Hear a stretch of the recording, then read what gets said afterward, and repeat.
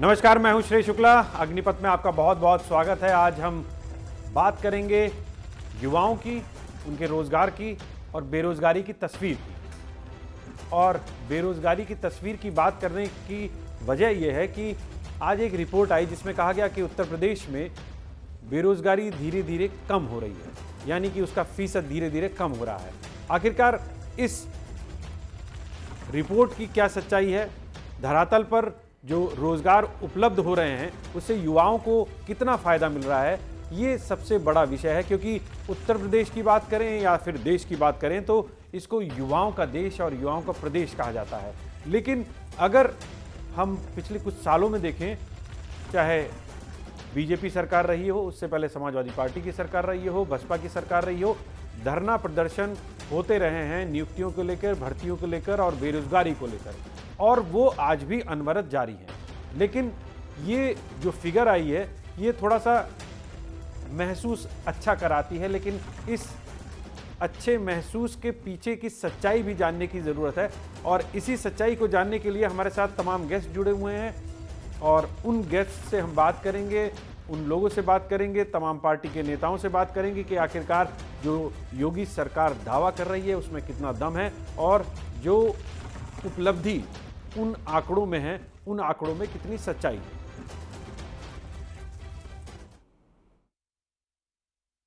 एक समय ऐसा था जब उत्तर प्रदेश में बेरोजगारी भत्ता बांटा जाता था। उत्तर प्रदेश में अपराध चरम पर था, बुनियादी सुविधाओं का अभाव था।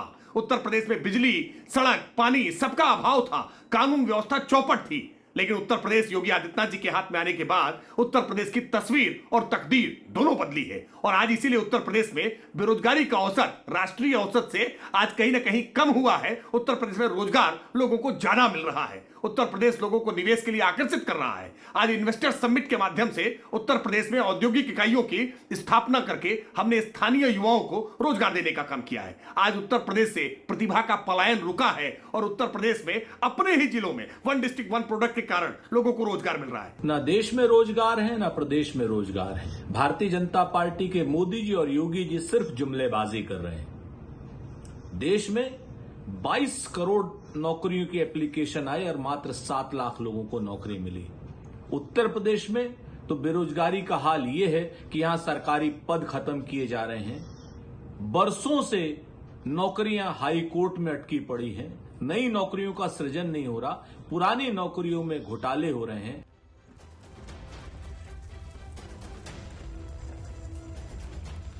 तो आपने सुना, बीजेपी का कहना है कि हमने रोजगार उपलब्ध कराए हैं और पहले जंगल राज था, लेकिन अब जंगल राज नहीं है। वहीं जो विपक्षी पार्टियां हैं वो घेरने में कोई कोर कसर नहीं छोड़ रही हैं। अब बात करें कि उत्तर प्रदेश में जो दावा किया जा रहा है उस रिपोर्ट के आधार पर उनका कहना है कि प्रदेश में कई ट्रेनिंग सेंटर खोले गए हैं, छोटी कंपनियों को बढ़ावा दिया गया है और 80 लाख छोटे जो उद्योग हैं वो लगाए गए हैं, जिससे रोजगार मिला है।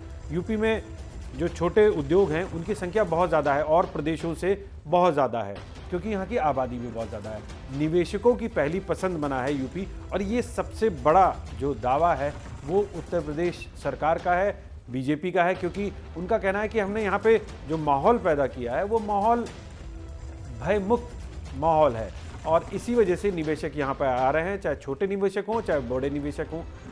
उसी के साथ ही साथ जो आंकड़े प्रस्तुत किए जा रहे हैं उसमें यह भी कहा गया है कि बेरोजगारी से लड़ने में नंबर 1 है उत्तर प्रदेश, अन्य राज्यों से बेहतर है। छोटी छोटी कंपनियों से युवाओं को रोजगार मिल रहा है। इसके अलावा यूपी में बेरोजगारी दर राष्ट्रीय औसत से आधी है।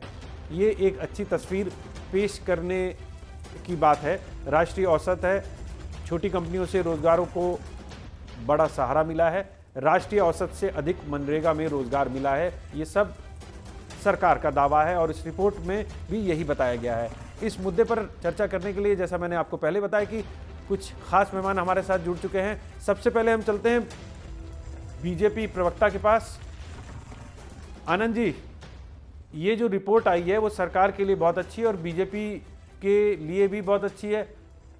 आप ये बताइए कि रोजगार उपलब्ध हुए, आंकड़ा जो है वो अच्छा बताता है, लेकिन अगर हम इको गार्डन की बात करें तो वहाँ पर बहुत सारे जो युवक हैं, युवा बेरोजगार हैं, वो अभी भी अपनी मांगों को लेकर बैठे रहते हैं। तो ये तस्वीर पूरी तरह से कब बदल पाएगी कि जब कोई धरना प्रदर्शन ना हो और युवा पूरी तरह से रोजगार हासिल करने के बाद उत्तर प्रदेश के विकास में काम करें? जी श्रेय जी नमस्कार। नमस्कार। और मैं अपनी बात की शुरुआत जो है रामचरितमानस के एक चौपाई से करूंगा जी, कि जहां सुमति तहां संपत्ति नाना, जहां कुमति तहां विपत निधाना। तो इससे पहले उत्तर प्रदेश में जो सरकार थी, जो उत्तर प्रदेश में सरकारें चल रही थी, उनमें भयानक अंतर विरोध था। यही नहीं पता था कि सरकार का विजन क्या है, नेता कौन है। अपराध चरम पर था, भ्रष्टाचार चरम पर था, नौकरियों में भ्रष्टाचार थे, हर तरह से भ्रष्टाचार, अराजकता, हिंसा के वातावरण से पूरी सरकार, पूरा उत्तर प्रदेश घिरा हुआ था। लेकिन 2017 में जब पूज्य योगी आदित्यनाथ जी ने उत्तर प्रदेश की सत्ता संभाली, उसके बाद से लगातार उत्तर प्रदेश का परसेप्शन बदलने का हमने काम किया है। उत्तर प्रदेश में इन्वेस्टर समिट कराई, उत्तर प्रदेश में निष्पक्षता के साथ 5 लाख सरकारी नौकरियां 5 वर्षों में दी, 6 लाख नौकरियां संविदा पर दी और 2.5 करोड़ से ज्यादा रोजगार हमने स्टार्टअप्स के जरिए और एमएसएमई सेक्टर के जरिए प्रदान करने का काम उत्तर प्रदेश की जनता को किया। अब CMIE की जो डेटा आया है, उसके आधार पर जो देश भर में बेरोजगारी का राष्ट्रीय औसत है वो 8.3 है और उत्तर प्रदेश में वो सिर्फ 3.9% है।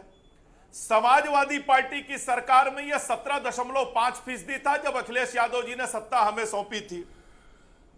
इसके अलावा देश में जितनी भी MSME सेक्टर इकाइयां हैं वो 6.3 करोड़ है। उनमें से अकेले 90 लाख से ज्यादा उत्तर प्रदेश में है, जो हमारी सरकार ने बढ़ाने का काम किया है पिछले 5 वर्षों में।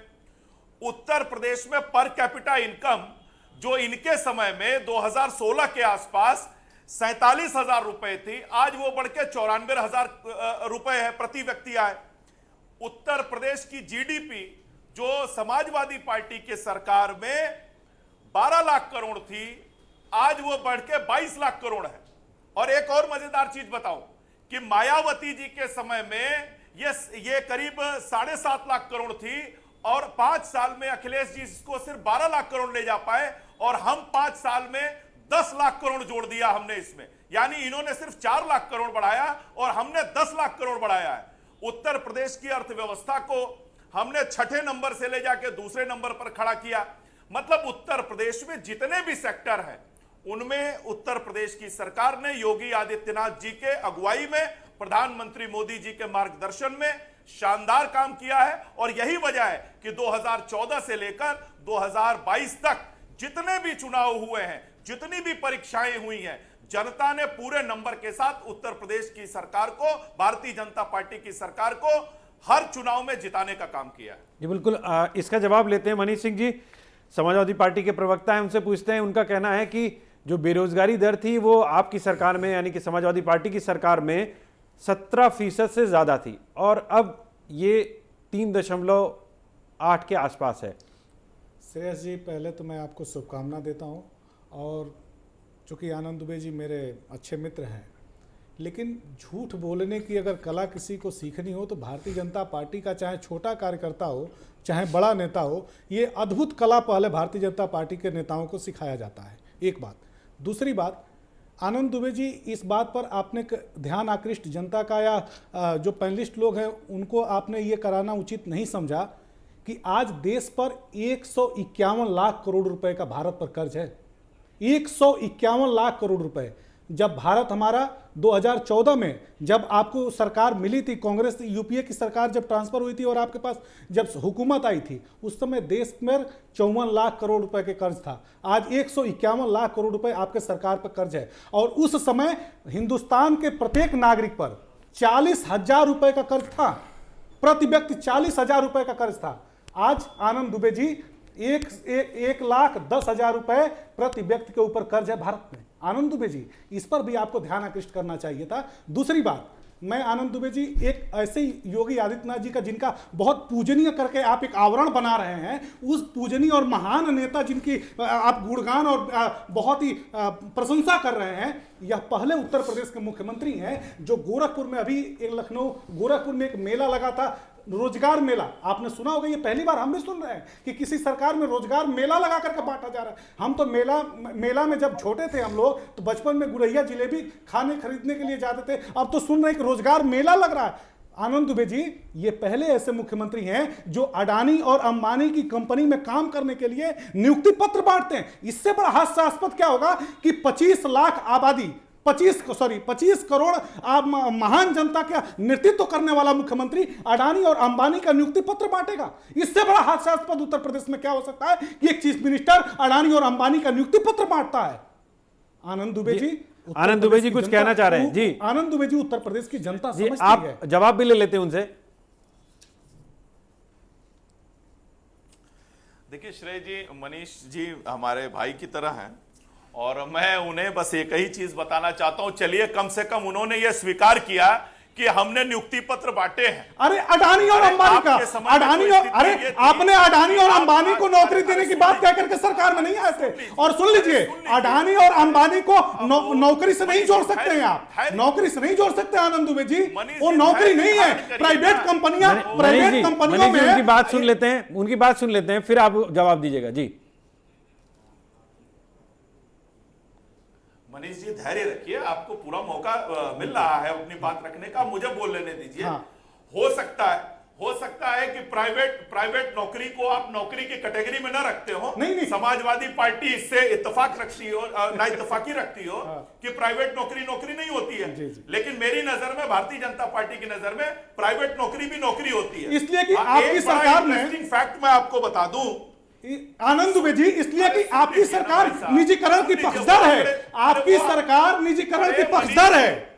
मनीष, अरे मनीष जी आप सुन लीजिए ना, आप सुन लीजिए, मैं आपको बताता हूं, पूरा डेटा दूंगा और अरे आनंद दुबे जी, डेटा में तो पूरा देश फंसा हुआ है, डेटा में मत समझाइए। आपकी राष्ट्रीय मुद्रीकरण योजना वित्त मंत्री 23 अगस्त 2021 को लेकर के आई थी, राष्ट्रीय मुद्रीकरण योजना, और 6 लाख करोड़ रुपए जुटाने की भारत में जो संसाधन है, हमारे बिजली घर हैं, रेलवे है, हमारी जितनी भी हमारी सड़कें हैं, उनको बेच करके 6 लाख करोड़ रुपए आप संसाधन, मनीष जी पहले उनको सुन लेते हैं, संपत्तियों को बेच करके आनंद दुबे जी, और आप अपना तिजोरी भर करके बिचौलियों को मनीष जी उनको पहले बोलने दीजिए, फिर जवाब लेंगे, क्योंकि और भी गेस्ट हैं, सबके पास हम लोग को जाना है। ऐसे बहुत ज्यादा अगर चर्चा होगी और एक दूसरे की बातों को ओवरलैप किया जाएगा तो कुछ भी समझ में नहीं आता है। आप अपनी बात रखिए जी। आनंद जी मैं बोलूं, अगर मनीष जी की इजाजत हो तो मैं कुछ बोलूं? अरे नहीं बोलिए, बिल्कुल बोलिए।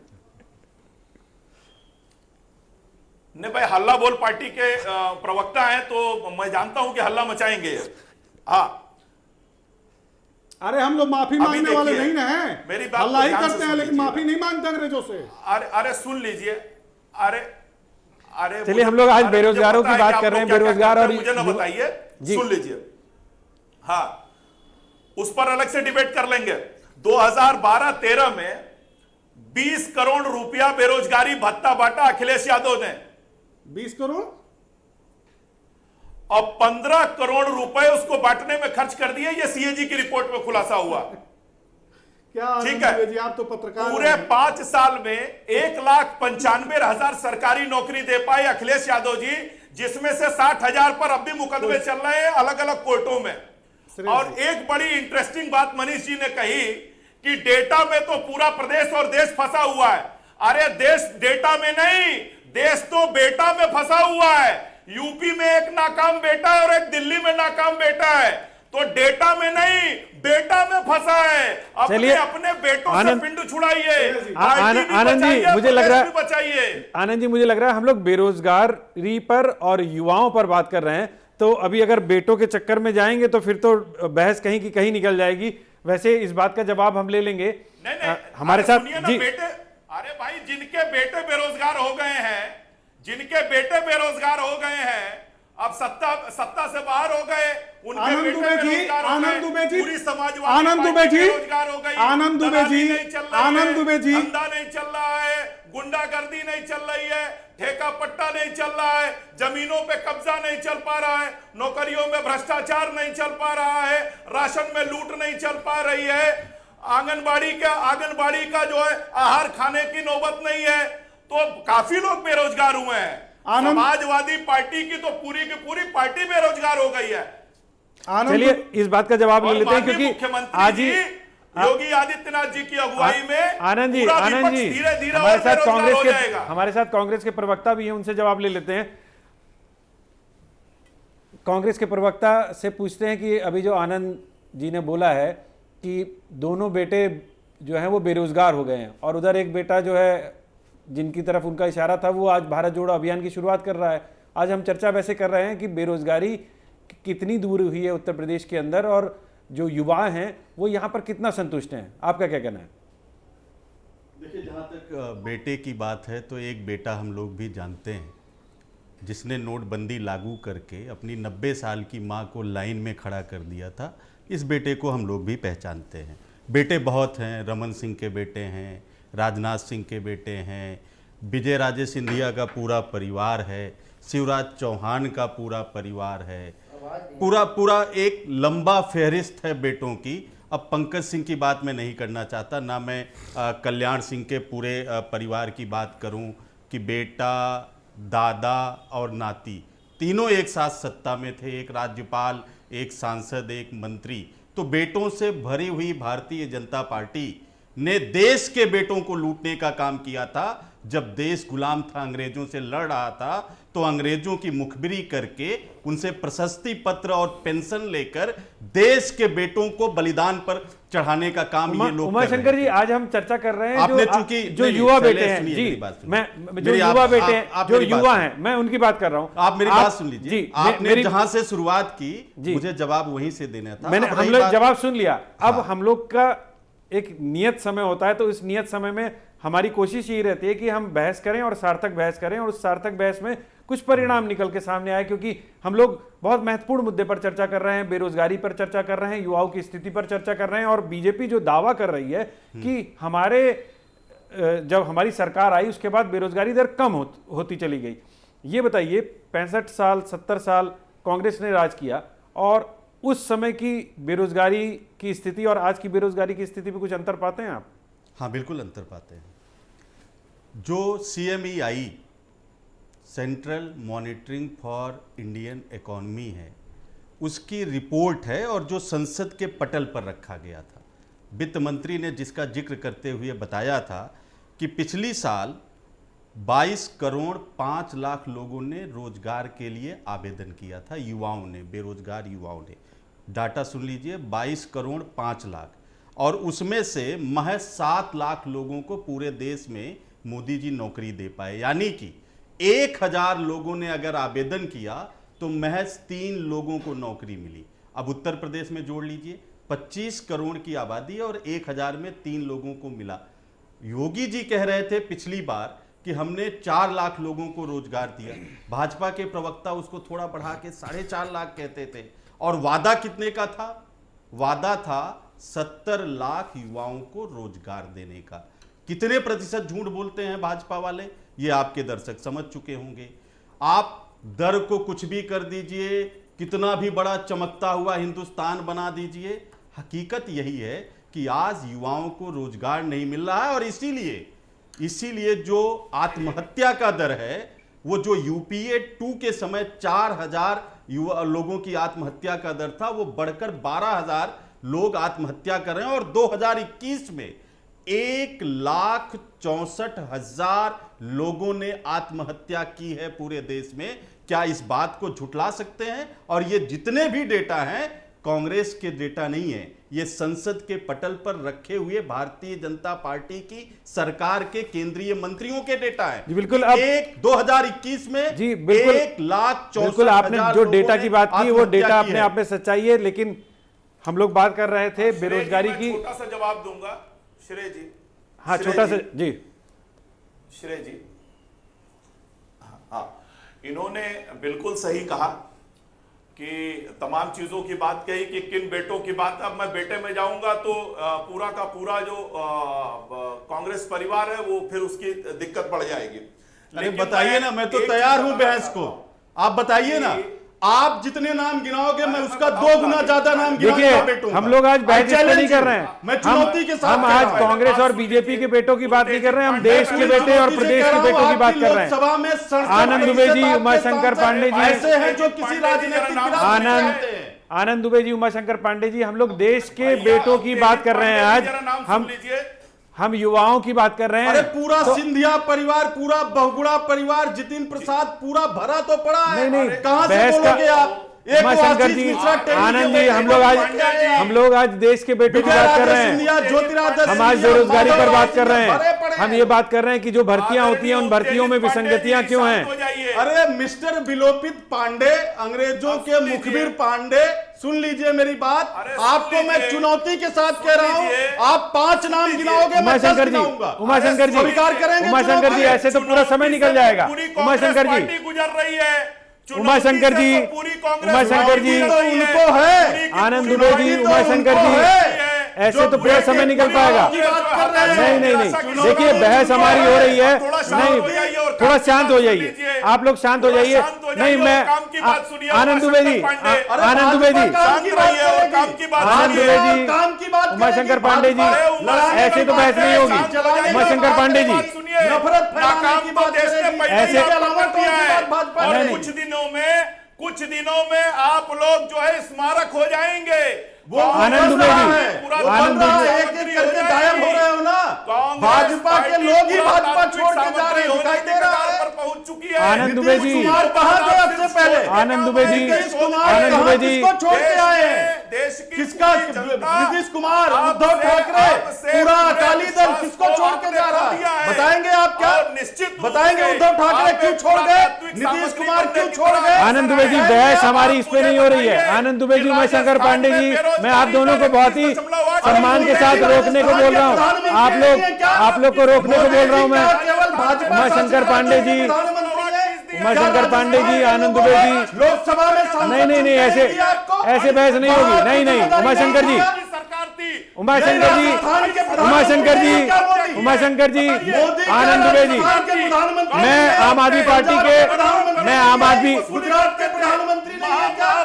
देखिए ऐसे बहस नहीं होगी। सरकार होगी वहीं के प्रधानमंत्री है। दावा उन्होंने 2 करोड़ रोजगार प्रतिवर्ष देने का काम उन राज्यों में ही किया था क्या? मैं प्रवक्ता, आम आदमी पार्टी के प्रवक्ता हमारे साथ वैभव महेश्वरी जी है मेरे साथ। वैभव जी, आज हम बात कर रहे हैं कि उत्तर प्रदेश के अंदर बेरोजगारी का जो फीसद है वो कम हो गया है। ये एक रिपोर्ट आई है, उस रिपोर्ट पर आपको क्या कहना है? अरे तो भाजपा उमाशंकर जी, उमाशंकर जी, सबको मौका दीजिए। उमाशंकर जी, आनंद जी, सबको मौका दीजिए। देखिए इस तरह से बहस नहीं होगी। जी जी, जो सबसे पहली बात तो आप लोगों को बधाई कि आप इस बहुत संवेदनशील और जरूरी मुद्दे पर बहस कर रहे हैं। धन्यवाद। और अगर ये बहस लगातार सभी पार्टियों के तार्किक पक्ष सामने आएंगे तो इस मुद्दे का सही एड्रेस हो पाएगा, क्योंकि हर पार्टी की तरफ देश का बेरोजगार युवा बड़ी आशा भरी नजरों से देख रहा है। बिल्कुल, हमारी भी यही कोशिश है। जी, बीजेपी को छोड़कर मैं कह रहा हूं, क्योंकि बीजेपी ने बेरोजगारी की या दुनिया की हर समस्या का समाधान झूठ के अंदर रखा हुआ है। झूठे आंकड़े देना, झूठे वादे करना, झूठी बातें करना और मांगने वाले लोगों को, हक मांगने वाले लोगों को ही झूठा साबित करना, देशद्रोही साबित करना, चाहे वो किसान हो, जवान हो, नौजवान हो। अब ये लोग कह रहे थे ये बेरोजगारी खत्म कर रहे हैं, बेरोजगारी के खिलाफ लड़ रहे हैं, लेकिन पिछले 2014 से मोदी सरकार, योगी सरकार सिर्फ बेरोजगारों के खिलाफ लड़ रही है, बेरोजगारी के खिलाफ नहीं। आप ये खुद सोचो कि जब इन्होंने देश के हर उपक्रम को एक टारगेट करके बेचना शुरू कर दिया है, इन्होंने रेल बेच दिया, सेल बेच दिया, टेलीकॉम बेच दिया, बैंक बेच दिए, LIC बेच दी, सेल बेच दिया, जो सब कुछ बेच दिया, ये नौकरियां कहाँ निकल रही हैं? स्कूलों की भर्ती जो है वो सारे के सारे लोग, बच्चे डंडे खा रहे हैं, जेल जा रहे हैं, वो नहीं है। अस्पतालों का कोई बड़ा काम नहीं हो रहा कि अस्पताल बढ़ा रहे हो। ये जब ये प्राइमरी शिक्षक नहीं भर रहे, जब ये शिक्षा का बजट कम करते जा रहे हैं, हेल्थ का बजट कम करते जा रहे हैं, यहाँ तक कि सेना में अग्निवीर लेके आ रहे हैं, तो ये लोग कौन है? क्या ये चांद पर नौकरी दे रहे हैं या मंगल ग्रह पे नौकरी दे रहे हैं? ये झूठ और मक्कारी जो है अभी देश से बंद होनी चाहिए। पहली बात, झूठे आंकड़े ये लोग साफ, अब ये कौन सा बेस है, कहां के आंकड़े लेकर आए हैं? आबादी जिस अनुपात में बढ़ गई और खर्चे जिस अनुपात में बढ़ गए, तो क्या ये डिटेल मिलेगी कि क्या उस अनुपात में नौकरियां मिल रही हैं? क्या ये डिटेल मिलेगी क्या जिस अनुपात में लोगों के खर्चे बढ़े हैं उस अनुपात में इन नौकरियों से तनख्वाह मिलेगी लोगों को? तो कुल मिलाकर ये बड़ा भ्रामक तरीके से डाटा पेश करते हैं और चिल्लाने लगते हैं। आपको याद होगा कोरोना में जब 50-60 लाख आदमी यूपी के अंदर मर गया, उस समय पर ये बेशरम योगी सरकार पूरे देश में बोर्ड लगाए हुए थी, कोरोना मैनेजमेंट में नंबर वन। असल में ये मौतों के खेल खेलने में नंबर 1 थे। ये पैरासीटामोल भी ना पहुंचाने में नंबर 1 थे। ये ऑक्सीजन मांग रहे लोगों पर मुकदमे करवाने में नंबर 1 थे। तो ये इस तरह की बड़ी खतरनाक सरकार है। ये आपसे पहले सब कुछ छीन लेगी। जब आप चिल्लाएंगे कि मेरा हक छीन रहे हो तो आप ही के ऊपर मुकदमे कर देगी। अब ये झूठे फर्जी आंकड़े देकर ऑक्सीजन लेने वाले, फर्जी आंकड़े देकर ऑक्सीजन लेने वाले, पेट भर भर के झूठ बोलते हैं। झूठ की पोटली इनसे लेकर पूछिए, घूमने वाले जब लोग, मोदी ने सब एक कुछ नया बेच दिया विद्यालय तो नहीं योगी बनवाने रोजगार वाले, कहां से देगा? 5 कमरे जब आप बनवा ये कर जो पूछिए है कि मोदी ने झूठा जब सब प्रचार कुछ करने बेच वाले, दिया तो योगी जिनके रोजगार कहां मंत्री दे रहे हैं? जेल में है, तो जिनके ऊपर खिलाफ स्कूल जांच चल चल रही रहे है, हैं, ऐसी तुम्हारे पार्टी अस्पतालों में जो ताले दिल्ली पड़े को हैं, शराबी बनाना तुम्हारे चाहती सारे थी, विभागों में ऐसी भर्तियां पार्टी नहीं हो रही, जिसने शराब में तुम्हारे सब लोग भ्रष्टाचार किया, प्रदर्शन कर रहे हैं, 60,000 लाठियां करोड़ का मार रही है घोटाला तुम्हारी दिल्ली पुलिस, जल बोर्ड में बजट हुआ है, कम हो गए, उसकी तुम ऑडिट लोग नहीं हुई नौकरियां है, दे रहे हो, जिसने तुम लोग सिर्फ मुअज्जिनों की झूठ और पर रोक रहे मौलवियों हो, की तुम तनख्वाह लोग बढ़ाई, पूरे देश के साथ गद्दारी जिसने कर रहे हो, रोहिंग्याओं, गद्दारी। जिसने इस अवैध गद्दारी घुसपैठियों से को बाहर राशन जाओ। और बिजली पानी इन देने का काम नौजवानों के किया, साथ जो ऐसे खिलवाड़ लोग कर रहे हो, बैठकर टेलीविजन इस पर देश के प्रवचन दे भविष्य रहे के हैं। साथ जो खिलवाड़ कर आम रहे हो, आदमी पार्टी उससे बाहर अखंड जाओ। भ्रष्टाचार वरना में ये डूबी हुई पब्लिक तो पार्टी छोड़ो, है। भगवान भी माफ आम नहीं आदमी करेगा। पार्टी जिन अखंड भगवान राम के भ्रष्टाचार में चंदे में डूबी तुम हुई लोग पार्टी पैसे है। खा गए हो, जरा बताइए, जिन भगवान जरा राम के बताइए मंदिर के दिल्ली में चंदे कितने में सरकारी पैसे खा स्कूल गए हो। बनाए? ऐसी पार्टी बताइए कहेगी दिल्ली में रोजगार कितने दे रहे सरकारी हैं, स्कूल बनाए ऐसी आपने? पार्टी कहेगी रोजगार कभी दे रहे आपके हैं, मुख्यमंत्री तुम कुछ लोगों को बोलते हैं, भिखारी बना कभी रहे हो, आपके संजय और सिंह कुछ भिखारी बोलते बना के हैं, उनके कभी यहाँ विनोद राशन का मनीष थैला पहुंचा सिसोदिया रहे हो, कुछ भी चुनाव बोलते हैं। में। अरे अब झूठों आप की लोग पार्टी थैला है, बंद कर कम देते से हो। कम शर्म तो करिए, इतने झूठ मक्कार झूठ पार्टी के, बोलिए, इतने लेकिन मक्कार झूठ की प्रवक्ताओं दलाली के मत करिए। जरिए आप देश लोग के तो युवाओं झूठ को भी बताया बोलते जा रहा हैं है और झूठ की कि दलाली साहब भी करते हैं। रोजगार आम दिया जा आदमी रहा पार्टी है। से ये बड़ी झूठी यहाँ पार्टी पर सिर्फ इस एक देश आदमी में को कोई नहीं रोजगार है। मिलता है, आपके नेता झूठ बोलने केजरीवाल वाले पहले प्रवक्ताओं को, झूठा आरोप और लगाते हैं, बीजेपी बाद के में आईटी जाके सेल माफी के मांगते हैं। गालीबाजों को कितने रोजगार लोगों मिलता से है। माफी 2 मांगा लोगों है? के रोजगार यहाँ झूठे पक्के, आरोप बाकी लगाने कोई के मामले रोजगार में नहीं है कितनी देश माफी में। मांग चुके हैं? भयानक जरा निराशा बताइए फैली मुझे, हुई है। किस किस से नहीं माफी मांगी है आपने? जिन लोगों को भ्रष्टाचारी बता देते उनके साथ जाके अरे आपने माफियों मंच के पे ऊपर तो गठबैया आपका कर दी, ग्रंथ लिख उनके देंगे साथ पूरा, मिल इतनी के आप माफियां चुनाव भरी लड़ रहे पड़ी है, थे। इतनी माफियां भरी और पड़ी है, जिस माफी माफी कर प्रदेश रहे में हो। जाते हैं रोजगार की वहाँ बात एक करो। नया सिगुफा छोड़ देते खाली हैं। झूठ बोलने का आप रोजगार जैसे मिला झूठे हुआ और आपको। मक्कारों को आपको रोजगार पूरे मिला देश हुआ, और आप प्रदेश झूठ की बोलिए जनता जाकर। पहचान चुकी है। आपके आईटी न सेल तो को रोजगार आपकी मिला है, अपनी झूठ दाद बोले करने जाकर। वाली है, ये रोजगार दिल्ली है। भी आपके हाथ से जाने इसको वाला रोजगार है बोलते हो? और उत्तर प्रदेश में आपको एक सीट भी नहीं मिलने वाली है। चलिए सीट की बात करते हो, सीटें मुझे खरीद रहे हो, मुझे लगता है, मुझे तो- वैभव जी, आनंद जी और सभी जितने भी गेस्ट हैं, मुझे लगता है कि जो हम बहस कर रहे हैं उस बहस से हम लोग डेविएट हो जाते हैं। वो टोटल जो राजनीतिक एक तरह से आक्षेप होने लगता है। हम बात, जैसे आपने वैभव जी, आपने भी शुरुआत में कहा कि आपने बहुत महत्वपूर्ण मुद्दा उठाया। हमने महत्वपूर्ण मुद्दा इसलिए उठाया क्योंकि कोरोना काल में आपने बेरोजगारी देखी होगी। कोरोना काल के बाद कितने जो युवा थे वो बेरोजगार हो गए।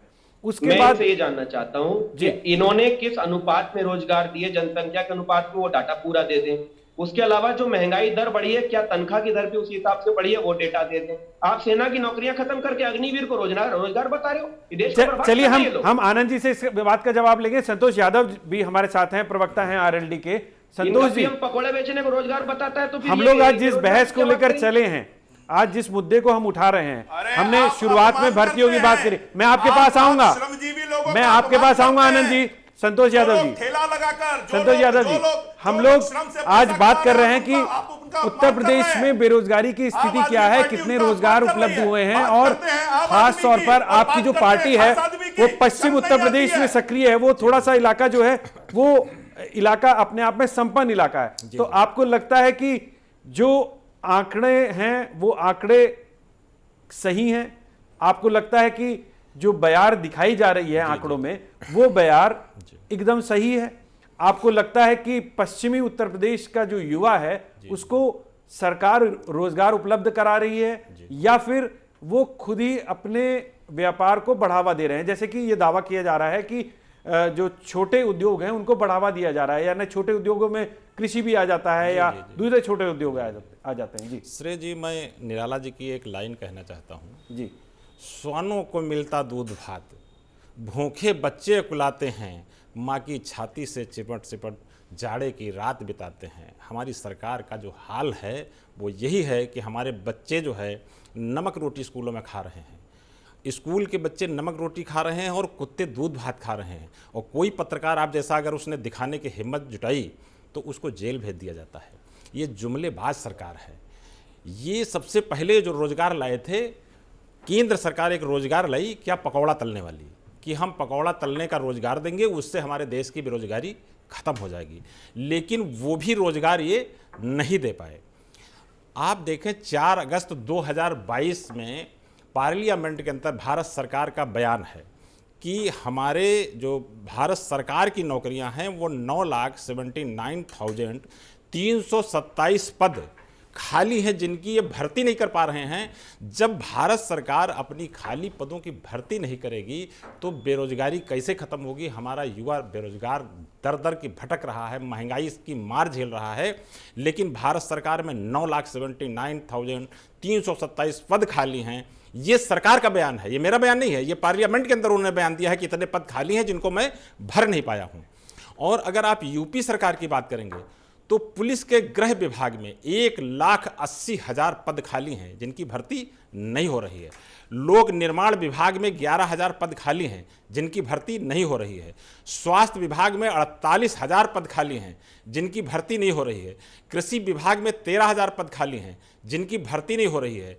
होमगार्ड में 5,000 पद खाली हैं, उनकी भर्ती नहीं हो रही है। समग्र विभाग योजना में 5,000 पद खाली हैं, उनकी भर्ती नहीं हो रही है। महिला बाल विकास पुष्टाहार में 6,000 पद खाली हैं, और खाद्य एवं रसद विभाग में भी 4,000 पद खाली हैं। जब उत्तर प्रदेश में इतने सरकारी पद खाली हैं तो ये अडानी अंबानी की नौकरी का नाम लेकर के काहे अपना झूठा वादा कहना है कि मैं नौकरी दे रहा हूं, मैं रोजगार दे रहा हूं। जब सरकारी पदों पे भर्ती करने की क्षमता और हैसियत उत्तर प्रदेश सरकार की नहीं है, भारतीय जनता पार्टी की सरकार अपनी सरकारी पदों को भर नहीं सकती है, तो वो किस मुंह से कह रही है कि मैंने उत्तर प्रदेश में बेरोजगारी की दर कम कर दिया है? हमारे देश में आप देखिए एक एक बच्चा जो है महंगाई से, बेरोजगारी से दर दर भटक रहा है। आप मनरेगा की योजना देखिए, गांव ग्रामीण में कुछ लोगों को मनरेगा में रोजगार मिलता था, लेकिन हमारी भारत सरकार ने मनरेगा का भी पैसा कम कर दिया है। आज वहां जो रोजगार मिलता था लोगों को मनरेगा में, वो भी नहीं मिलता है।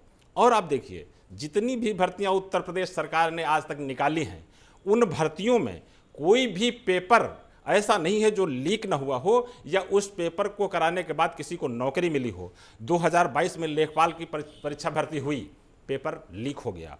फिर उसके बाद वन रक्षक की परीक्षा हुई, उसका भी पेपर लीक हो गया। दरोगा भर्ती हुई, उसका भी पर्चा लीक हो गया। उसके बाद टीटी की परीक्षा हुई, उसका भी पर्चा लीक हो गया। तो मैं ये कह रहा हूं ग्राम्य विकास में वीडियो का एक छोटा वाला गांव वाला पद होता था, उसका भी पर्चा लद हो जाता है कि पूरे। आप बीच में ना बोलिए, मैं बोला नहीं था आपके, और मैं कुछ नहीं बता रहा हूं। ये आपके आंकड़े अपने कंप्यूटर पे देखिए, मैं कुछ अपने पास से नहीं बोल रहा हूं। आपकी उत्तर प्रदेश की सरकार की वेबसाइट पे सब पड़ा हुआ है, ठीक है? तो मैं जो बता रहा हूं वो आपकी वेबसाइट बता रही, मैं अपने पास से कुछ नहीं बता रहा हूं। मेरा कहना है जब हजारों पद उत्तर प्रदेश सरकार में और हजारों ने लाखों पद केंद्र सरकार में खाली पड़े हुए हैं, तो आप कैसे कह रहे हैं कि बेरोजगारी की दर कम हो गई है? बेरोजगारी तो बात का जवाब रही है। बीजेपी से लेंगे और उसके बाद हम प्रमोद गोस्वामी जी के पास जाएंगे और उनसे जानने की कोशिश करेंगे कि आखिरकार ये जो आंकड़े हैं ये कितने सच्चे हैं और जो विपक्ष का आरोप है वो कितना सच्चा है। लेकिन अभी ये तो वक्त गुजरा, छोटे से ब्रेक का, ब्रेक के बाद हम फौरन हाजिर होते हैं।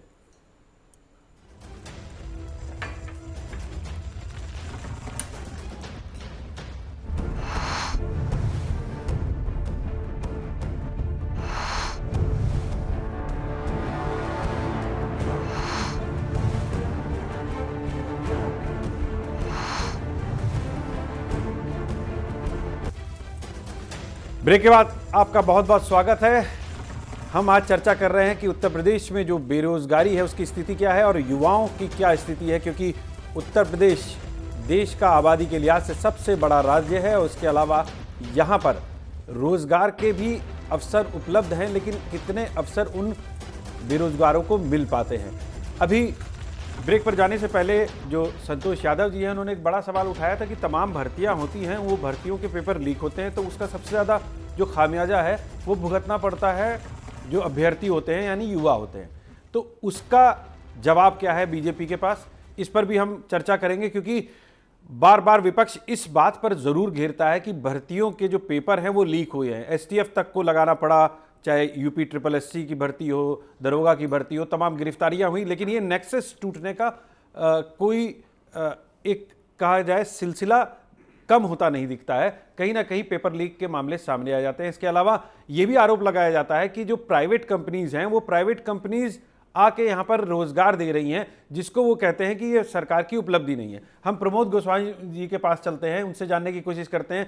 प्रमोद जी, जो स्थितियां हैं उत्तर प्रदेश की, आपने कई दशकों तक सरकारों को देखा है, तमाम सरकारें आई गई, बेरोजगारी एक ऐसा मुद्दा है और युवाओं की समस्या एक ऐसा मुद्दा है जो हमेशा से रहा है, कभी कोई भी सरकार इससे अछूती नहीं रही है। लोग बात करते हैं, डिबेट होती है, विपक्षी पार्टियां, लेकिन इसको कोई बड़ा मुद्दा बनाती दिखती नहीं है। चाहे पिछले चुनाव हो, इसमें कोई बहुत बड़ा मुद्दा नहीं था कि कोई पार्टी हो, चाहे आम आदमी पार्टी हो, चाहे वो कांग्रेस हो, चाहे वो समाजवादी पार्टी हो, जो भी विपक्ष था वो इसको कोई मुद्दा नहीं बनाते दिखा, और जो युवा हैं उनको अपनी तरफ करने की कोशिश करता नहीं दिखा है। सिर्फ अपनी जो उनका जो घोषणा पत्र होता है वो कहीं ना कहीं होता है कि हम बेरोजगारी की समस्या को हल करेंगे। लेकिन अगर बात की जाए कि 5 साल की जो सरकार चलती है, 5 साल जो सरकार को घेरने के लिए जो आंदोलन किए जाते हैं, उनमें बेरोजगारों और युवाओं के लिए कितनी बात की जाती है? जी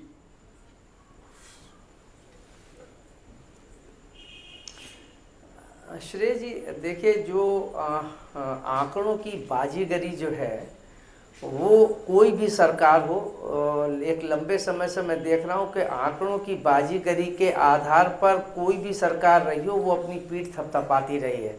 चाहे वो अपराध का मामला हो, कोई भी सरकार आती है, मैं पिछले लगभग 3-4 दशक से देख रहा हूँ कि लॉ एंड ऑर्डर पर एक बात होती है, बेरोजगारी पर बात होती है, महंगाई पर बात होती है, आंकड़े दिए जाते हैं, लेकिन जो ही सरकार बदलती है तो वो दूसरी सरकार जो है वो आंकड़े देखकर ये जताने की कोशिश करते रहते हैं कि पिछली सरकार से हमने ये उपलब्धि हासिल की है।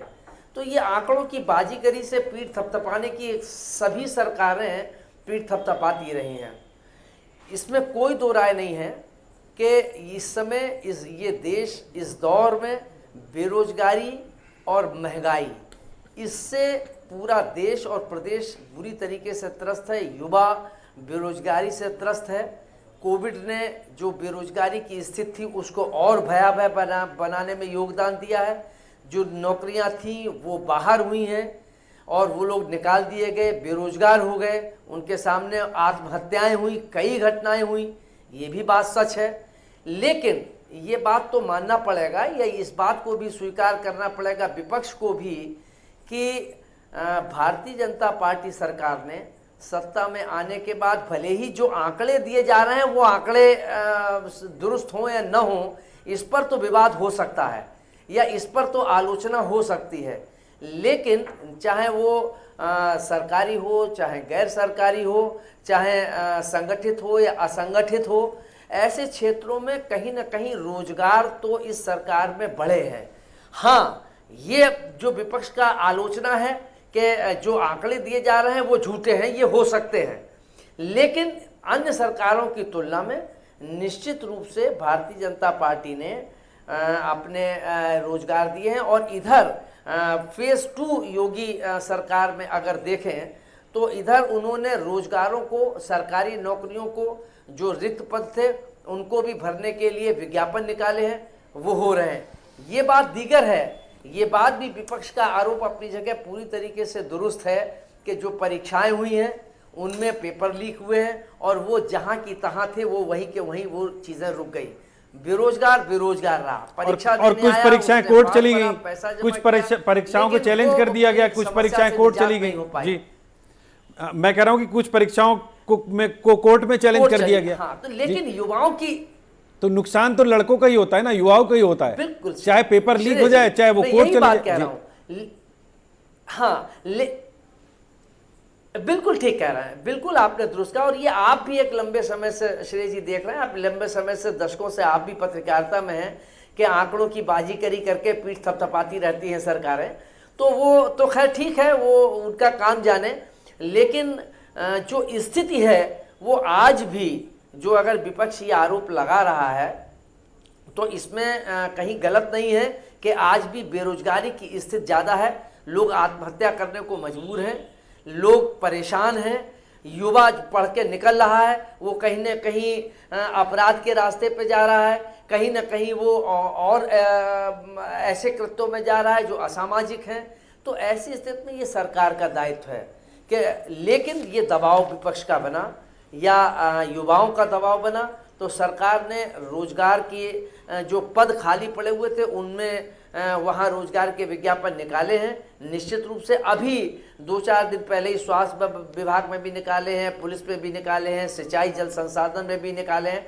तो सरकार इस दिशा में एक सार्थक प्रयास कर रही है।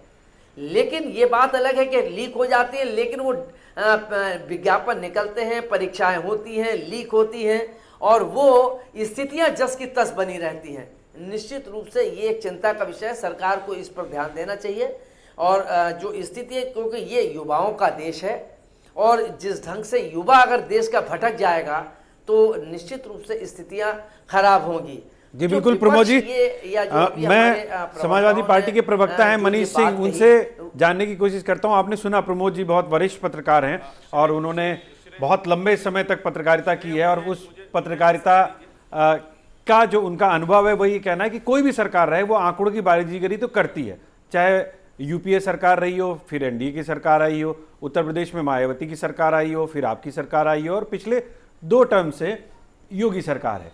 तो ये आंकड़ों की बाजीगरी तो चलती है, लेकिन एक बात आप मानते हैं कि जो पिछले 2 साल के जो चैलेंजेस पूरे देश ने झेले कोरोना के, उसके बाद अगर ये एक तस्वीर उभर कर सामने आ रही, भले ही ये आंकड़े ज़्यादा हों, आपको लगता है कि भर्तियां उतनी नहीं हुई हैं, आपको लगता है कि जो आंकड़े हैं वो बिल्कुल बढ़ा चढ़ा कर बताए जा रहे हैं, तो आपको नहीं लगता कि थोड़ा कहीं उत्तर प्रदेश के निवासी होने के नाते आपको खुश होना चाहिए कि ये बेरोजगारी की जो दर है वो कम हो गई? आदरणीय शेष जी, हम आपसे गुजारिश के तौर पे सिर्फ इतना कहना चाहते हैं कि थोड़ा सा मुझे वक्त दीजिएगा। कुछ सवाल मैं भारतीय जनता पार्टी के प्रवक्ता आनंद दुबे से पूछना चाहता हूं, इसलिए कि दर्शक का जो सवाल है वो मैं उनसे पूछूंगा। जी बिल्कुल। आदरणीय आनंद दुबे जी, आप बताएंगे कि उत्तर प्रदेश में कितने गांव हैं, कितनी ग्राम सभाएं उत्तर प्रदेश में? आनंद दुबे जी आप बोलते रहिए, मैं आपका जवाब नहीं आनंद दुबे जी, पहला सवाल हो गया, चलिए दूसरा सवाल। मैं दोहरा रहा हूं, गूगल करने लगेंगे। नहीं, ये भाजपा वाले गूगल करने लगते हैं। आप बोलिए, आप यहाँ मेरे टीचर नहीं है ना, मैं आपका जवाब देने के लिए। अच्छा आनंद दुबे जी, सिर्फ इतना मुझे बता दीजिए कि उत्तर प्रदेश में कितनी ग्राम सभाएं हैं?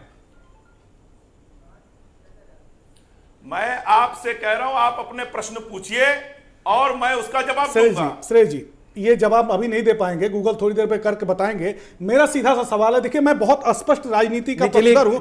गांव सभा हो सकता है कम हो, ज्यादा हो, ना पता हो, आपका सवाल क्या है? हाँ, सवाल मेरा ये है कि इन्होंने बताया, जब हम लोग डिबेट शुरू कर रहे थे तो इन्होंने बताया कि 90 लाख इन्होंने एमएसएमई के माध्यम से 90 लाख छोटे मझोले इन्होंने उद्योग लगाए हैं। अरे महाराज, जब उत्तर प्रदेश में 58,000 के तकरीबन हमारी ग्राम सभाएं हैं तो ये 90 लाख ये उद्योग लगे कहां है? जरा एक सवाल मेरा ये है।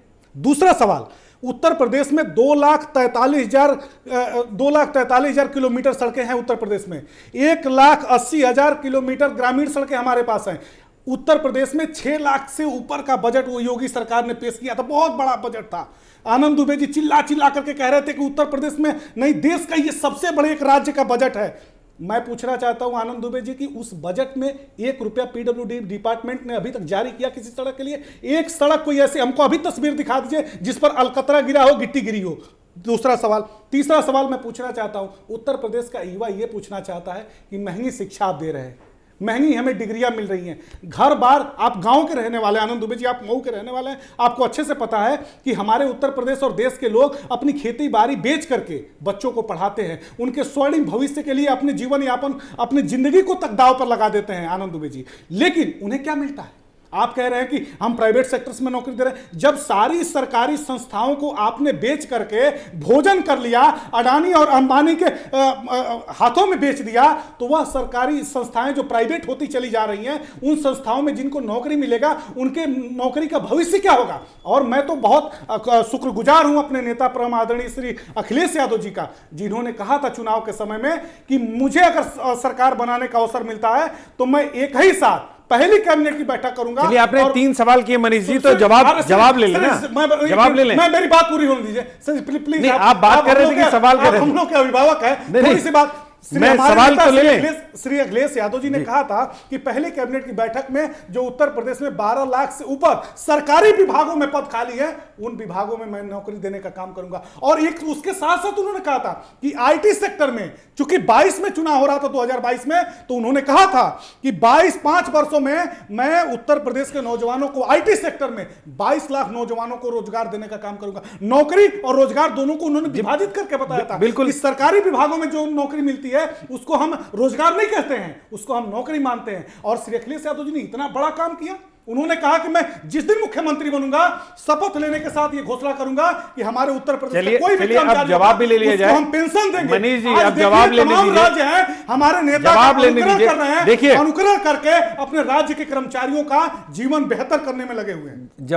जवाब लेने दीजिए। अखिलेश जी ने जो कहा था वो चुनाव से पहले कहा था। अब चुनाव में आप लोग हार चुके हैं और बीजेपी सत्ता में आ चुकी है, अपने आप में सच्चाई है। इसलिए हार हुई है, धोखे से हार हुई है। वो एक अलग 36% से ऊपर हमें उत्तर प्रदेश की महान जनता ने 36% से ऊपर वोट दिया। 2,96,00,000 से ऊपर हमें वोट दिया। देखिए, अब आप सच्चाई को तो स्वीकार कीजिए मनीष जी, सच्चाई को स्वीकार कीजिए। विपक्ष में आप लोग जी, विपक्ष में आप लोग बैठे हैं, हाँ बिल्कुल ठीक है। जो पक्ष में बैठा है उसके ऊपर सवाल किए जाएंगे, मैं भी सवाल करूंगा, आप भी सवाल करेंगे। ये जरूर पूछ लीजिएगा, ये जरूर पूछ लीजिएगा। चूंकि आपने घोषणा पत्र का जिक्र किया तो आप ये जरूर पूछ लीजिएगा, इन्होंने स्कूटी देने की घोषणा किया था, अभी तक हमारी बहनों को स्कूटी नहीं मिला, ये भी जरा पूछ लीजिएगा क्यों नहीं मिला। बजट में 1 रुपया मिला क्यों नहीं स्कूटी देने के लिए? तो जवाब तो लेने दीजिए। बिल्कुल बिल्कुल पूछिए जी। आनंद जी, अब मैं बोलूं? बिल्कुल बिल्कुल, बोलिए। जी, एक शेर याद आ गया मुझे, अभी संतोष यादव जी ने सुनाया था तो मुझे भी याद आ गया जी कि झूठों ने झूठों से कहा है सच बोलो, समाजवादी ऐलान हुआ है सच बोलो, घर के अंदर झूठों की एक मंडी है, बाहर बोर्ड लगा है सच बोलो, और डूबने वालों गंगा जी तो अपनी है, नाव में किसने छेद किया है सच बोलो। पहले ये बताइए कि अब जवाब लेने दीजिए मनीष जी, अब जवाब लेने दीजिए। देखिए, अब जवाब लेने दीजिए मनीष जी। 2017 से पहले उत्तर प्रदेश में तरह तरह के छेद करने वाले अब सुन लीजिए, समाजवादी पार्टी के प्रवक्ता का ज्ञान कितना सतही है कि वो कह रहे हैं कि 90 लाख एमएसएमई सेक्टर के रोजगार लगेगा। अरे आप बताइए तो, वही तो मैं, अरे हमारे सतही ज्ञान है, हमारा ज्ञान वर्धन कर दीजिए, हमें बता दीजिए, हमारे ज्ञान वर्धन कर दीजिए। अरे हमें ज्ञान वर्धन कर दीजिए, डेटा दे रहा हूँ। हाँ, ज्ञान वर्धन दे रहा हूँ। पुलिस में 1,37,253। अरे हम उद्योग की बात कर रहे हैं, उद्योग की बात, क्या बात करते हैं आप? हम उद्योग की बात कर रहे हैं, हम उद्योग की संस्थानों की बात कर रहे हैं। 27,000, यूपी अधीनस्थ 19,000। अरे आनंद जी, हमें बता दीजिए परिवार कल्याण में 8,556। अरे आनंद जी, हमें बता दीजिए 14,436। यूपी पीसीएल में 6,446 और उच्च शिक्षा में 4,958। बताइए कहां पे लगे हैं? करता हूं कि समाजवादी पार्टी के समय में आपने 90 लाख जो उद्योग लगाया है आपने, अरे 90 लाख जो उद्योग लगाया उसको बताइए। अरे आनंद दुबे जी, मेरा सीधा सा सवाल है, सीधा सा मेरा सवाल है कि 58,000 हमारे उत्तर प्रदेश में गांव है, ये 90 लाख उद्योग कहां पे लगे हैं? अरे हमें बता दीजिए, कोरोना काल, अरे हमारा ज्ञान वर्धन कर दीजिए आनंद जी, हमारा ज्ञान वर्धन कर दीजिए, उत्तर प्रदेश में हमारा ज्ञान वर्धन कर दीजिए, हमें बता दीजिए कि 90 लाख उद्योग कहां लगे? एयरपोर्ट बनाने का काम, अयोध्या में एयरपोर्ट, जेवर में एयरपोर्ट बनाने का कहां से कहां पे लेके चले जा रहे बातों को? कोरोना काल में सबसे ज्यादा टीकाकरण करने का काम सिर्फ इतना बता दीजिए कि ये 90 लाख उद्योग उद्योग कहाँ लगे हैं? पूरी दुनिया ने उसकी अरे तारीफ आनंद की। जी, समाजवादी पार्टी के ओहो। लोग तो सिर्फ उत्तर प्रदेश को लूट कर खाते रहे, ठीक है। नोचते रहे, उत्तर प्रदेश को बर्बाद करते रहे। समाजवादी पार्टी के कोरोना प्रवक्ता का को मैं चैलेंज कोरोना करता की हूं जो कि विभीषिका ये थी, अपने समय इतने में बुरे जितनी समय भी में नौकरियां दी, उनका मोदी जी डेटा के लेकर दिखाएं। मोदी जी मुझे के जो बताएं कि दत्तक किस पुत्र विभाग में हैं, कितनी नौकरी उनकी दी। कमाई और मैं बताता हूं दुनिया इनको, में ऐसी इनका बढ़ी समय में जो दुनिया के तीसरे शिक्षा नंबर के चयन सबसे बड़े जितने दौलतमंद भी चयन इंसान बन बोर्ड गए। थे, उनके लुटेरे हम हैं एक और ही दौलत जाति के उनकी लोग बढ़ थे रही है। और एक ही जाति लुटेरे के हम लोगों हैं को, और एक दौलत ही आपकी बढ़ रही लोगों है। को लुटेरे हम हैं आनंद और जी, दौलत आनंद आपकी जी, बढ़ उत्तर रही है। प्रदेश में सरकारी आनंद जी, नौकरी मनीष दी जी, जाती मुझे थी। फिर आप रोकना बताइए पड़ेगा आप श्रेय लोगों जी, को। श्रेय जी, मुझे लगता है कि बहस कहीं डिरेल नहीं डिरेल हो जाती है श्रेय बहस। जी, प्लीज। देखिए सभी लोग जी श्रेय जी, मनीष बोलते रहे, मैं चुप रहा। नहीं, ये तो मनीष है। बोलते रहे, मैं चुप रहा। जी। लेकिन मनीष जी ने मर्यादा भंग की। अरे मैं कैसे मनीष जी मर्यादा के भंग बीच की? में आप बात करते और हैं, मेरे नहीं, बीच में क्यों बोले? अरे आनंद जी, हमें बताइए इनसे कि चलिए। 90 लाख उद्योग कहाँ लगे मनीष हैं? बोल रहे थे, मैंने मेरे अरे साथ मेरा सीधा सवाल है। मनीष जी, मैंने मनीष खामोशी जी, के साथ मनीष पूरी जी, बात को सुना। आनंद जी, मैंने खामोशी के साथ मनीष की पूरी बात को सुना, लेकिन मनीष जी ने मेरे बीच में बोला। जी बिल्कुल 90 लाख मेरे उद्योग साथ कहाँ लगे हैं? रुक क्या जा मैंने इनको आप इंटरप्ट किया? नहीं आपने यहाँ पे इंटरप्ट नहीं लोग किया, कहाँ बिल्कुल पे नहीं लगे किया। हैं? मनीष इन्होंने जी, जितने मनीष जी, आरोप ऐसे लगाए बहस मैंने डिरेल सुना। होती है। और जब फिर मैं देखिए वो जवाब दे जेवर रहा हूं, एयरपोर्ट जब पे मैं पहुंच जवाब जाएगी, दे रहा हूं, आप अलग बात करेंगे। बिल्कुल मैं वही कह रहा हूं कि फिर बहस डिरेल होती है। मैं अपने ब्यूरो चीफ के पास सीधे जा रहा हूं। अभिषेक आपने देखा कि जो सभी पार्टियां हैं वो बेरोजगारी के मुद्दे पर बात करती हैं, बहस करती हैं, लेकिन धरातल पे जब चुनाव आता है तो उन चुनाव में इसको कितना संजीदगी से मुद्दा बनाती हैं। आपने तो कई चुनाव देखे हैं और 2024 में फिर चुनाव होने वाला है, तो आपको लगता है कि क्या ये मुद्दा बनेगा आने वाले समय में 2024 के चुनाव में? बिल्कुल बनेगा, क्योंकि चुनाव में तो वोट लेना होता है। पार्टियां चुनाव में भरपूर वायदा करती हैं, लेकिन जब सत्ता में आती हैं तो उनके हाथ पैर बन जाते हैं। कई वजह हो सकती है चुनाव में बोलने में, क्योंकि उनको वोट लेना है, उस समय तात्कालिक लाभ लेना है, तो आप बोल सकते हैं। 2017 में भी ये कहा गया था कि हर साल 5 लाख नौकरियां दी जाएंगी, लेकिन 2022 में ये आंकड़ा जारी किया गया कि 5 साल में योगी सरकार में 5 लाख सरकारी नौकरियां दी गई। लेकिन अब ये भी समझना है कि उत्तर प्रदेश जैसे बड़े राज्य में, जहां पर युवाओं की इतनी बड़ी संख्या है, 60 लाख से ज़्यादा बच्चे हाई स्कूल, इंटर में अलग अलग बोर्ड से पास होकर के हायर एजुकेशन में जाते हैं, नौकरियों की तलाश करते हैं। क्या उनके लिए इतना काफ़ी है? ये ऊँट के मुंह में जीरा है। और इसीलिए रोजगार की परिभाषा भी समझनी होगी कि सरकारी नौकरी चाहिए या सेल्फ एम्प्लॉयमेंट चाहिए। पिछले 5 साल में जो एक आंकड़ा मुख्यमंत्री कार्यालय की तरफ से आया था कि तकरीबन 5 लाख सरकारी नौकरियां दी गईं, 60 लाख सेल्फ एम्प्लॉयमेंट थे और तकरीबन 1.5 करोड़ प्राइवेट सेक्टर में नौकरियां दी गईं, जो अस्थायी होती हैं, बदलते रहते हैं, लोग छोड़ते हैं, नौकरियों से बेरोजगार होते रहते हैं। तो ये सरकार अपनी पीठ थपथपा सकती है, लेकिन ये भी सच्चाई है कि इतने बड़े इंफ्रास्ट्रक्चर वाले राज्य में ये बहुत कम है, बहुत छोटा है। बहुत कुछ और होना बाकी है और रोजगार भी ज्यादा उपलब्ध होने चाहिए, ये आपका कहना है। समय की कमी है, हम लोग फाइनल कमेंट लेंगे। सबसे पहले वैभव महेश्वरी जी के पास चलते हैं, प्रवक्ता हैं आम आदमी पार्टी के। ये बताइए 2024 में वैभव जी चुनाव होने वाले हैं, उत्तर प्रदेश में 80 सीटें हैं, आपकी युवाओं को लेकर क्या तैयारियां हैं? क्या आपके एजेंडे में युवा हैं, या फिर जो बाकी दल जिस तरह की राजनीति कर रहे हैं उन्हीं राजनीति के तहत आप भी उसी तरह का घोषणा पत्र जारी करेंगे, या कुछ विशेष होगा युवाओं के लिए? संक्षेप में बताइए जी। देखिए, ये सवाल तो बहुत ही स्पेसिफिक है आपका और बहुत मैं स्पेसिफिक जवाब दूंगा। हमारी प्रायोरिटीज के बारे में इससे समझा जा सकता है कि युवाओं की पहली जरूरत होती है अच्छी शिक्षा जी। और अच्छी शिक्षा के पीछे आम आदमी पार्टी जुनूनी हद तक काम करती है और वो शिक्षा को पहली क्लास से ही लेकर और आगे टेक्निकल एजुकेशन तक, वोकेशनल एजुकेशन तक देने का प्रयास करती है और वो उसके एजुकेशन के बजट में दिखाई पड़ता है। सरकारों को कहना या वादा करना या टीवी डिबेट में चिल्लाने की जरूरत नहीं है, वो उनके बजट में दिखना चाहिए और आउटपुट में दिखना चाहिए। नंबर 1। नंबर 2 ये कि ये जो जॉब देने की जो बात कर रहे हैं ना आंकड़े, इसमें कहानी ये है कि सरकारी जॉबों को बहुत बुरी तरह से इन्होंने खत्म किया है, सरकारी उपक्रमों को बेच के सब खत्म करके, और उसकी जगह पर ये ठेके पर 5,000 रुपए में, 8,000 रुपए में इस तरह के रोजगार के अवसर पैदा करके रोजगार का ढोल पीट रहे हैं, जो कि बिल्कुल ही कुल मिला के पर कैपिटा इनकम बुरी तरह से गिर गई है। और इससे पूरा प्रदेश, पूरा देश जो है ये एक डिप्रेशन में जा रहा है, जिससे कि लोगों के पास आज उनका घर चलाने लायक पैसे नहीं है। महंगाई को बढ़ा दिया और 50,000 की इनकम को घटा के वो 10,000 पे ले आए, फिर ढोल बजाने लगे हमने इनकम दे दी, रोजगार दे दी। कुल मिला के इन्होंने युवाओं को एक भिखारी बना के छोड़ दिया है। और जो रियल जो जॉब वाले होते हैं उसमें पेपर लीक करा देते हैं, कोर्ट कचहरी फंसा देते हैं, मुकदमों में फंसा देते हैं।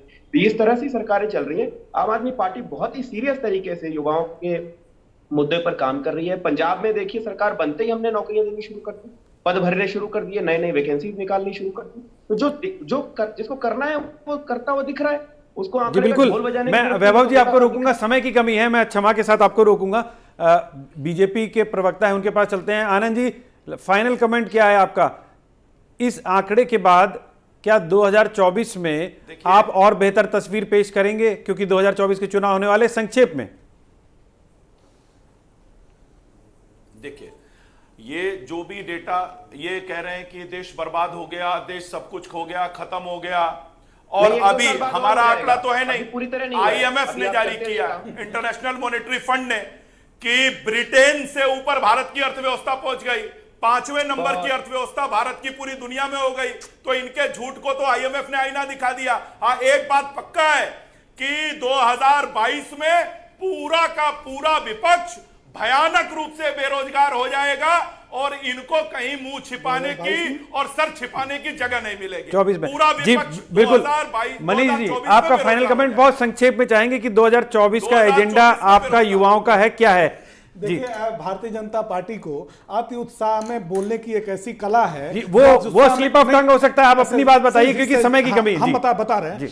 ब्रिटेन की जहां तक में 400 सीट आप जीत रहे थे, अति उत्साह जी। में 400 सीट आप जीत रहे थे। आनंद जी, समय की बहुत कमी है, हमारा टाइम पूरा हो रहा है। जी मनीष जी, आप अपना पक्ष रखिए। जी, ब्रिटेन की जहां तक बात है, ब्रिटेन की आबादी 7 करोड़ है, भारत की आबादी तकरीबन कुछ वर्षों बाद 1.5 अरब तक पहुंच जाएगी। तो हम ब्रिटेन और भारत की अर्थव्यवस्था की और आर्थिक स्थिति की तुलना नहीं कर सकते। एक बात मैं आपका एजेंडा दूसरी पूछ रहा बात हूं, मैं कहना चाहता हूं, संक्षेप में दूसरी मैं आपका बात मैं एजेंडा कहना पूछ चाहता रहा हूं हूं, कि बाकी भी नौजवानों को जो इन लोगों ने 2 करोड़ सालाना रोजगार देने का वादा किया था, उस वादे पर उतरना होगा। उस वादे पर भारतीय जनता पार्टी नहीं उतर सकती है, इसलिए कि भारतीय जनता पार्टी ने सारी संस्थाओं को अडानी और अंबानी का गिरवी रख दिया है। जी संतोष जी, 2024 में के चुनाव में देश के नौजवान संतोष जी 2024 के चुनाव में ईंट से ईंट बजा देंगे। आपका एजेंडा क्या होगा? आपका एजेंडे में बेरोजगारी और युवाओं को रोजगार देना और युवाओं के लिए अच्छे अवसर उपलब्ध कराना होगा। क्या है 2024 का एजेंडा? संक्षेप में। जी बिल्कुल, संक्षेप में बताइएगा। जी मैं सीधी सी बात मैं अब मैं आपको रोकूंगा। मनीष जी, हमारे साथ समय की कमी है, इसलिए सभी गेस्ट के फाइनल कमेंट हमें चाहिए, इसलिए मैं संतोष जी के पास जाऊंगा। प्रमोद जी भी हैं, उमाशंकर पांडे जी भी, उनसे भी कमेंट लेना है मुझे। जी श्रेय जी, देखो, हमारी पार्टी का जो एजेंडा होगा, महंगाई कम की जाएगी, बेरोजगारी दूर की जाएगी, कहीं ना कहीं से हम कृषि, पशुपालन, शिक्षा, स्वास्थ्य, पढ़ाई, दवाई, सिंचाई पर विशेष ध्यान दे करके जो हमारे ग्रामीण युवक हैं, जिनको हमको कृषि में भी रोजगार मिल सकता है, उस पर ध्यान देते हुए हम लोग नौजवानों और किसानों को एक साथ लेकर के देश को आगे बढ़ाने का काम करेंगे। जी उमाशंकर जी, जी फाइनल कमेंट। फाइनल कमेंट तो यही है श्रेय जी, जब गेस्ट को बुलाया करिए तो सबको बराबर का मौका दिया करिए। आपने बहुत कम समय दिया मुझे, एक बात। दूसरी बात, मेरा काफी समय तो इसलिए चला गया क्योंकि नहीं तो वो आपको बैलेंस करना चाहिए। जी ना। नहीं, अगर मैं आप चुप लड़ाई को ऐसे ही दिखाएंगे जैसे पीछे दिखाया गया, नहीं देखिए कोई हमारी मंशा नहीं रहती। हमारी मंशा रहती है कि हम उस चर्चा को एक सार्थक चर्चा पर शक नहीं जाहिर कर रहा हूं। अब देखिए, यूपीए ने 10 सालों में 27 करोड़ लोगों को मनरेगा, खाद्य सुरक्षा योजना, भारत निर्माण जैसी योजनाओं से गरीबी से बाहर कार्यक्रम में जाना है। दूसरी बात, भारतीय जनता पार्टी ने पिछले 8 सालों में 23 करोड़ लोगों को गरीबी में ढकेल दिया। एक बात। दूसरी बात, लॉकडाउन की बात हो रही। लॉकडाउन के पहले ही बेरोजगारी 45 सालों में रिकॉर्ड स्तर पर पहुंच गई थी, और लॉकडाउन जिस दिन लगाया मोदी जी ने, उसी के ठीक अगले दिन 12 करोड़ लोग बेरोजगार हो गए। और अभी जो लोकसभा में इनकी वित्त मंत्री ने बताया है, पिछले जून में ही 1.3 उमाशंकर जी, मेरा एक सवाल है, फाइनल कमेंट। आपका एजेंडे में रहेगा 2024 का, और वो एजेंडा सिर्फ घोषणा पत्र तक सीमित नहीं रहेगा। एक संक्षेप में, कांग्रेस पार्टी हमारे साथ भारत जोड़ो के माध्यम से आज जिसको लॉन्च किया है, महंगाई मुद्दा है, बेरोजगारी मुद्दा है।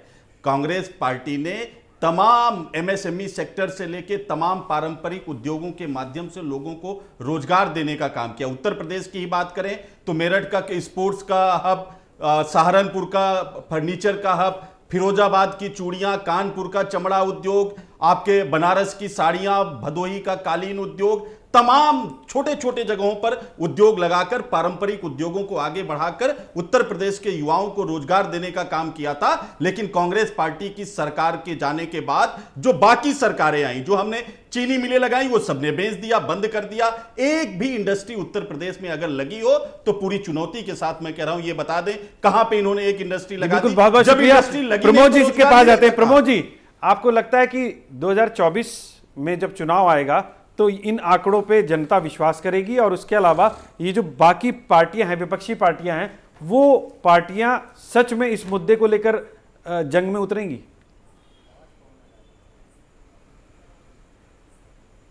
देखिए, ये निश्चित रूप से 24 में विपक्षी पार्टी बेरोजगारी और महंगाई के मुद्दे को सरकार को घेरेगी। लेकिन जहां तक बात है कि चाहे वो विपक्ष हो चाहे सत्ता पक्ष हो, ये जब भी चुनाव होते हैं तो ये दावे तो करते हैं भरपूर कि महंगाई कम हो जाएगी, बेरोजगारी खत्म हो जाएगी, लेकिन स्थिति दिनों दिन बढ़ती जा रही है।